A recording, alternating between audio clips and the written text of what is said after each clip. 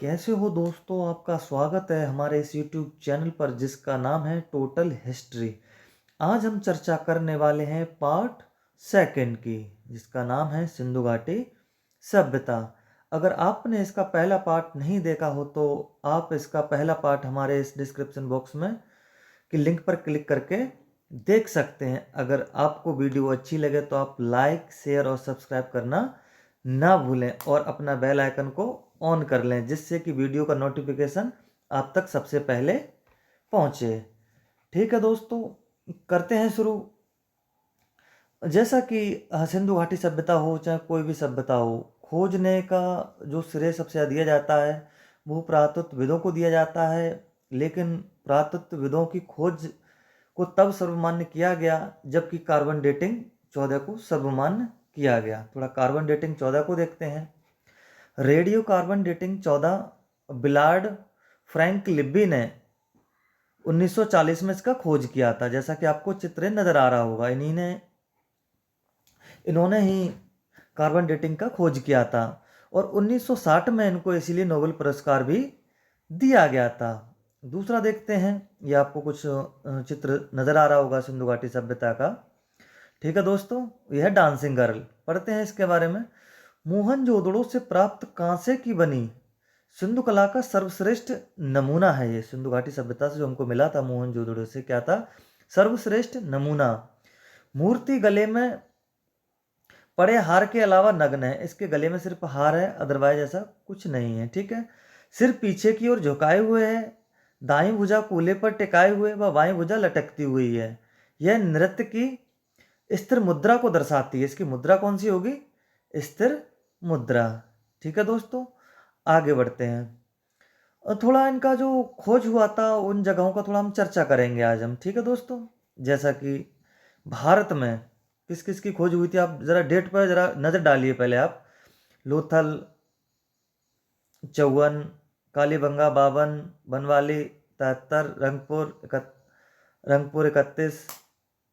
ठीक है दोस्तों, और रोपड़ 50 में राखी गढ़ी। कहने का मतलब मोस्टली अगर देखा जाए तो इसमें सारी जो खोजें हुई हैं वो कब हुई हैं? देश की आज़ादी के बाद हुई हैं। ठीक है, जैसा कि कुछ रंगपुर का गुजरात हो गया, एक एक या दो को छोड़ करके मोस्टली सबसे ज़्यादा जो खोजें हुई हैं वो देश की आज़ादी के बाद हुई हैं। ठीक है दोस्तों, और उसके बाद अगर हम पीछे चलते, भारत के बाहर खोज जो हुई थी उनको जरा अगर हम नज़र डालते हैं उनके बारे में, क्या खोजें हुई थी? मोहनजोदड़ो 22, सुतका गंडोर 27। कहने का मतलब सिर्फ एक सुतका को एक ऐसा प्लेस खोजा गया था जो देश की आज़ादी के बाद, उधर हमारा रंगपुर था। तो एक दो तो कुछ हो नहीं जाता, इतना फर्क नहीं पड़ता। लेकिन सबसे बड़ी समस्या ये हुई दोस्तों कि जो जितने सारे जो स्थान थे ये देश की आज़ादी से पहले, मोहनजोदड़ो हो चाहे सुतका गंडोर, चनहुदड़ो, कोट दीजी या सुतका को हो, ठीक है, इन सभी की खोज हुई थी। खोज होने के बाद क्या हुआ दोस्तों कि देश आज़ाद हो गया।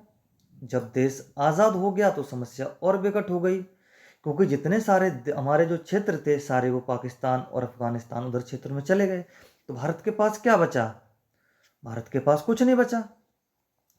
इसी वजह से पुरातत्वविदों ने खोज का कार्य इतना ज़्यादा और इतनी मेहनत के साथ किया कि एक के बाद एक खोज करना शुरू कर दिया। लोथल 54 में कर दिया, कालीबंगा 52 में कर दिया, बनवाली 73 में कर दिया, रंगपुर तो पहले ही हो चुका था।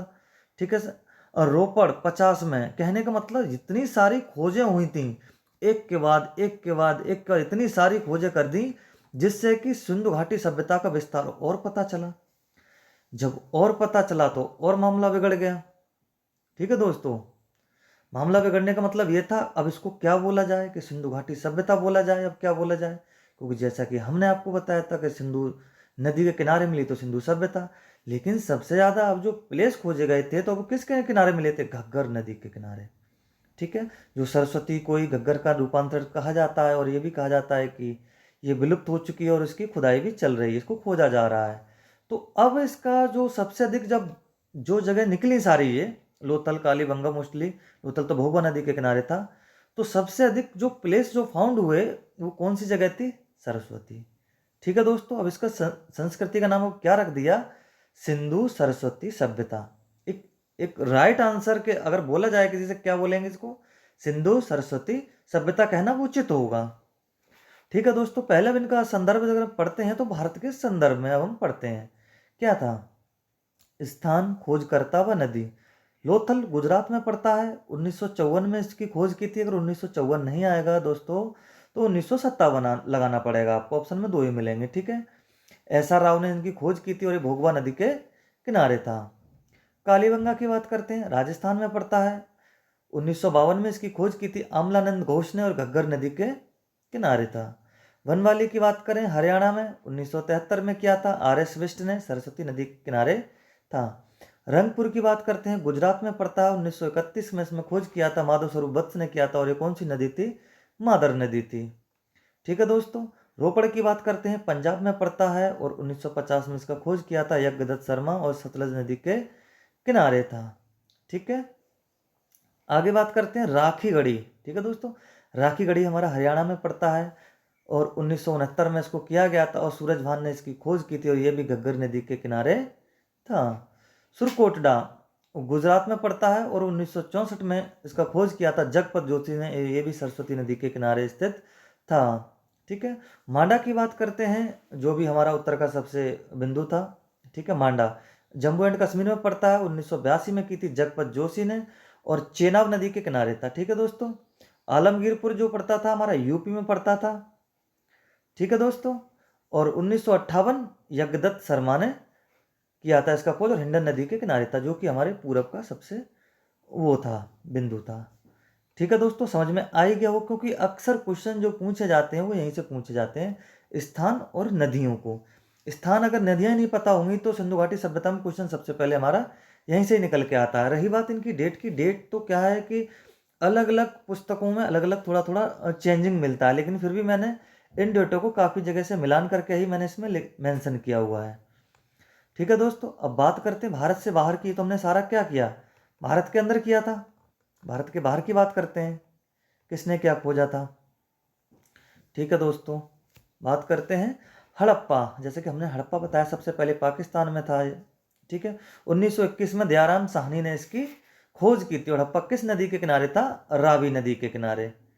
ठीक है दोस्तों, मोहनजोदड़ो पाकिस्तान में पड़ता है। 1922 में इसकी खोज की थी और राखल दास बनर्जी ने की थी और ये भी सिंधु नदी के किनारे था। ठीक है, और पहले वाला हड़प्पा रावी नदी के किनारे था और मोहनजोदड़ो सिंधु नदी के किनारे था। अगला आता है सुतका गैंडोर, ये भी पाकिस्तान में पड़ता है और 1927 में इसकी खोज की थी आर एल स्टाइन ने की थी और ये दास्क नदी के किनारे था। अगला आता है चनहुदड़ो, ये पाकिस्तान में पड़ता है। 1931 में इसकी खोज की थी और 2 लोगों ने इसको खोजा था। खोज का जो किया था गोपाल मजूमदार, अर्नेस्ट मैके। अर्नेस्ट मैके फेमस नाम है। अर्नेस्ट मैके अगर नहीं आएगा तो आपको गोपाल मजूमदार लगाना पड़ेगा। ठीक है दोस्तों, कोट दीजी पाकिस्तान में पड़ता है और इसकी खोज की थी 1935 में फजल अहमद ने और ये भी हमारा सिंधु नदी के किनारे पड़ता है। सुतका कोहो, इसकी खोज जो की थी 1962 में, मतलब इसकी खोज देश आज़ाद होने के बाद की थी और किसने किया था? जॉर्ज डेल्स ने। और ये किस नदी के किनारे था? सादी कोर के किनारे स्थित था। ठीक है, और उम्मीद करता हूँ ये सारी चीज़ आपको समझ में आ गई होंगी, क्योंकि नदियाँ हैं, यहाँ से क्वेश्चन आता है हमेशा। और देखते हैं हुआ क्या था। जैसा कि राखी गढ़ी को हमने बताया था अभी। ठीक है दोस्तों, राखी गढ़ी पता चल रहा होगा आपके लिए। राखी गढ़ी की खोज कब हुई थी? 1969 में सूरज भान ने की थी, घग्गर नदी था। लेकिन इससे पहले हम आपको बता दें, सबसे पहले जो क्षेत्र बड़ा माना जाता था वो हमारा मोहनजोदड़ो को माना जाता था। लेकिन क्या हुआ कि हरियाणा सरकार ने राखी गढ़ी का जो क्षेत्र है, सिंधु सभ्यता का सबसे बड़ा शहर होने का दावा 26 मार्च 1914 को किया था। लेकिन हाल फिलहाल में अब इसका जो राइट उत्तर लगेगा, सबसे बड़ा क्षेत्र हमारा कौन सा था? वो राखी गढ़ी लगेगा। कब घोषित हुआ था? तो 26 मार्च 2014 को। ठीक है दोस्तों, और बात करते हैं आगे जाके। ये आपको कुछ मोहरें नज़र आ रही होंगी, ये सारी सिंधु घाटी सभ्यता की मोहरें हैं। ऐसा नहीं कह सकते कि हम चौकोर थी या वर्गाकार थी, किस किस तरह की मोहरें मिली थी। तो ठीक है दोस्तों, मोहरें कई प्रकार की मिली थी जिसकी हम चर्चा करेंगे। जिसमें लिखा हुआ है पुरातत्वविदों को उत्खनन वाली जगहों पर अलग अलग प्रकार की मोहरें मिली हैं, जैसे कि वर्गाकार, आयताकार। ठीक है, अब तक करीब 2000 मोहरें प्राप्त की जा चुकी हैं। कितनी मोहरें मिल चुकी हैं अब तक? 2000, जिसमें से लगभग 1200 अकेले मोहनजोदड़ो से ही प्राप्त हुई हैं। ठीक है दोस्तों, अब हमें यह पता चल गया कि सबसे अधिक मोहरें कहाँ से मिली हैं हमको? मोहनजोदड़ो से मिली हैं। लेकिन ये मोहरें जो बनी थी किसकी बनी हुई थी? अधिकतर ये सेल खड़ी की बनी हुई थी। ठीक है दोस्तों, और एक और बात करते हैं इसका। जी, जैसा कि हमने बताया, तांबा और टिन मिला के कांसे का निर्माण करते थे ये। ठीक है, और वस्तुओं को बनाते इनके पास टेक्नोलॉजी कौन सी थी? ये कौन सी टेक्नोलॉजी थी इनके पास? मोम तकनीक। मोम तकनीक से पिघलते हुए धातु को आकार देते थे ये। इस तरह का आपको चित्र में कुछ समझने की कोशिश करिए, दिख रहा होगा। इस तरह इसमें पिघला करके डालते थे और अंदर जो बना हुआ था सांचा जैसा इस तरह बन जाता था ये। ठीक है, तो टेक्नोलॉजी कौन सी थी इनकी? मोम टेक्नोलॉजी। ठीक है, मोम तकनीक। ठीक है दोस्तों, क्वेश्चन शुरू करते हैं। बहुत ही अच्छे अच्छे क्वेश्चन हैं इस बार। ठीक है जी। आलमगीर कहाँ स्थित है? आलमगीर कहाँ स्थित है? पश्चिमी यूपी मेरठ में पड़ता है, वर्तमान पंजाब, या विंध्याचल के पास, या गुजरात के काठियावाड़ के पास? दोस्तों, इसका हमें ध्यान रखना है कि आलमगीर हमने बताया था ये कौन सी जगह थी? हमारी सबसे पूरब की जगह थी भारत में जो थी। ठीक है, ये हिंडन नदी के किनारे था हमारा। ठीक है दोस्तों, इसका राइट उत्तर होगा पश्चिमी यूपी जो मेरठ में पड़ता है। अगले क्वेश्चन की बात करते हैं। सिंधु घाटी के लोगों के भोजन का मुख्य खाद्य फसल कौन सी थी? मुख्य की बात कर रहा है, फसल तो कई होती हैं लेकिन मुख्य की बात कर रहा है। गेहूं हो गया, चावल हो गया, मक्का हो गया, या not none of these?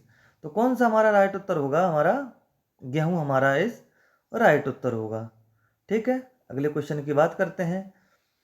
Iran की सीमा के निकट, ईरान की सीमा के निकट स्थित हड़प्पा कालीन स्थल का नाम क्या था? ऐसा कौन सी जगह थी जहां से ईरान की सीमा से मिल रही थी? ठीक है दोस्तों, बात करते हैं। सुरकोटडा, कोठला, या निहंगबाग, या सुतका गैंडोर? तो राइट उत्तर हमारा कौन सा होगा? सुतका गैंडोर होगा, जो ईरान की सीमा से इसकी सीमा मिल रही थी।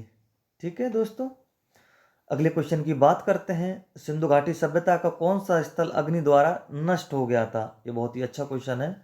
तो कौन सा नगर नष्ट हो गया था? शायद आपको पता भी होगा। लोथल, कोटदीजी, कालीबंगा, या फिर आमरी? तो कौन सा इसका राइट उत्तर होगा दोस्तों? कोटदीजी, जिसके साक्ष्य में मिलते हैं कि अग्नि द्वारा ये नष्ट हो गया था। ठीक है, अगले क्वेश्चन की बात करते हैं हम। निम्नलिखित किस प्रकार के हड़प्पा के बर्तनों को अपने प्रकार का विश्व में प्राचीनतम उदाहरण कहा जाता है? कहने का मतलब यह है दोस्तों कि हड़प्पा वासियों को ऐसी कौन सी तकनीक के कारण विश्व प्रसिद्ध का दर्जा प्राप्त है? ऐसी क्या उनके पास तकनीक थी? ऑप्शन के अनुसार हम देखते हैं। गोठदार, मतलब ठीक है ना, छिद्र करने के कारण, या अनेक रंगों में छापने की कला, या फिर शीशा लगाना? ये ध्यान रखना, सिंधु घाटी सभ्यता का जो अपना सबसे बड़ा वो रहा है, शीशा लगाने की तकनीकी के कारण ये विश्व प्रसिद्ध माना जाता है। ठीक है, विश्व प्रसिद्ध तो और भी काफ़ी कारण थे लेकिन हमको ऑप्शन में देखना पड़ेगा इसका। ठीक है, क्वेश्चन 6 की बात करते हैं। हड़प्पा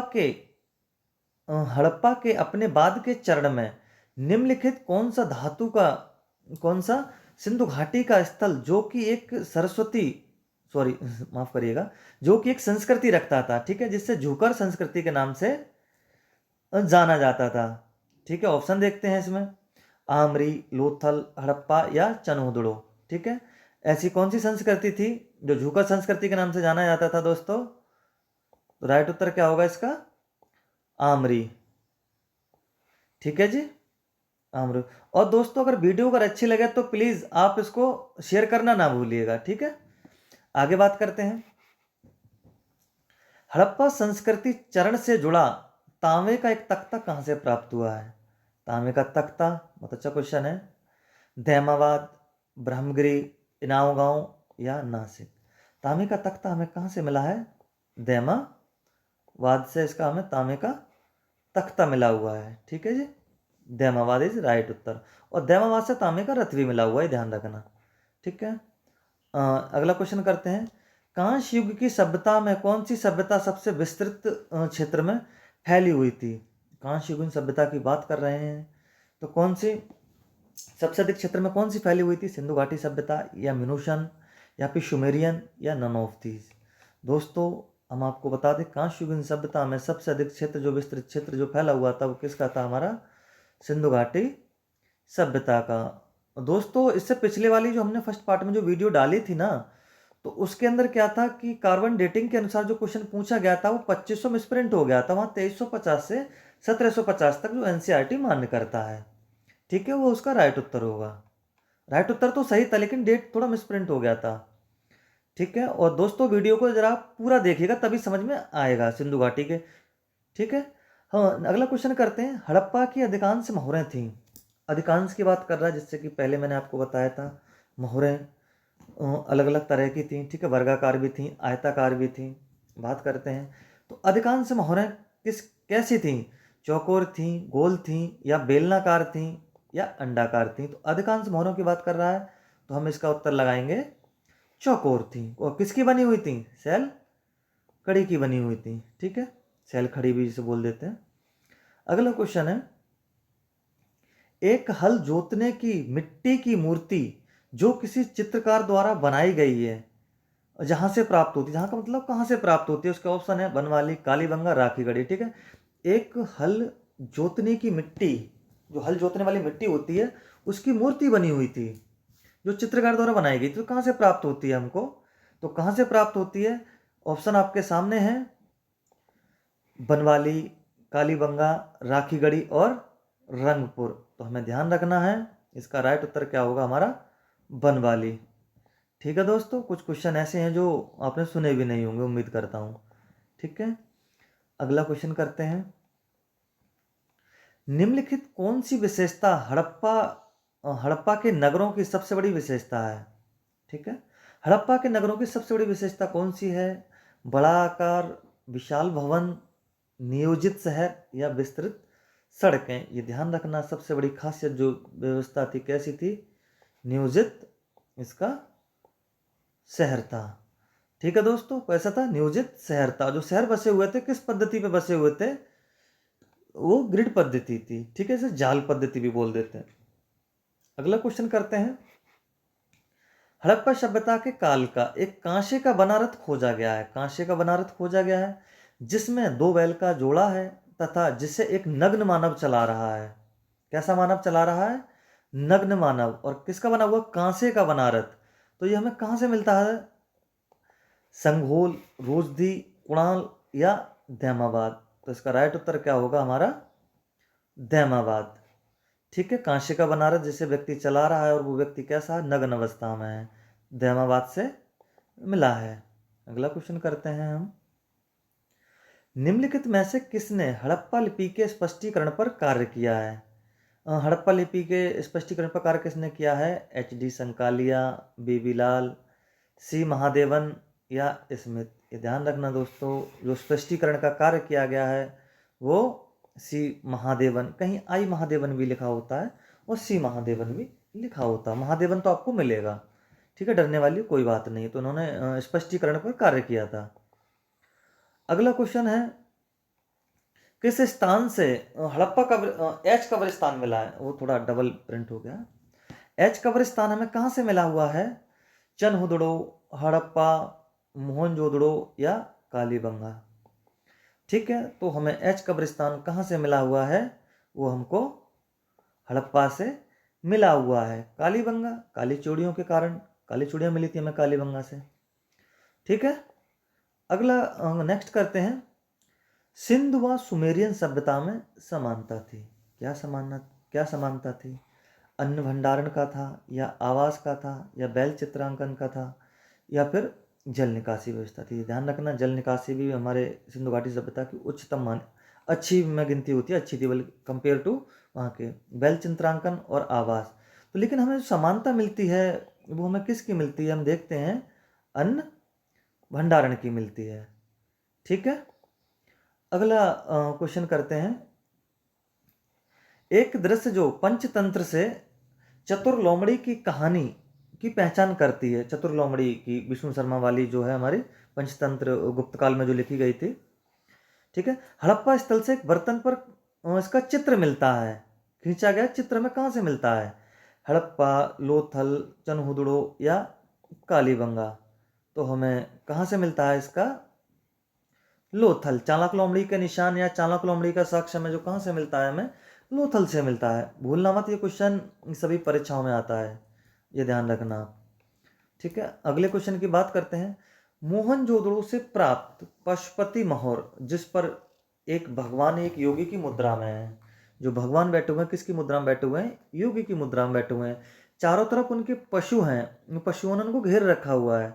तो कौन कौन से पशु हैं, चीता, गैंडा तथा सांड, चीता, गैंडा तथा बैल, और अगला है शेर, गैंडा तथा सर्प, और लास्ट का है चीता, गैंडा तथा हाथी। ये इसका राइट उत्तर होगा, चीता, गैंडा तथा हाथी। ये क्वेश्चन कई बार इसका बता नहीं सकते कितनी परीक्षाओं में आता है सिंधु घाटी का, ये पॉपुलर है ये। अगला क्वेश्चन करते हैं। सिंधु लिपि को बाएं से दाएं पढ़ने और तमिल भाषा में परिवर्तित करने वाले विद्वान थे। ऐसे कौन से विद्वान थे जिन्होंने दावा किया था कि भाई तमिल भाषा में इनको पढ़ लिया गया है। कौन से, किसका नाम आता है, खैरेंड हैरिस, वेडल, जीआर हंटर या डेविड ग्रीगेटर।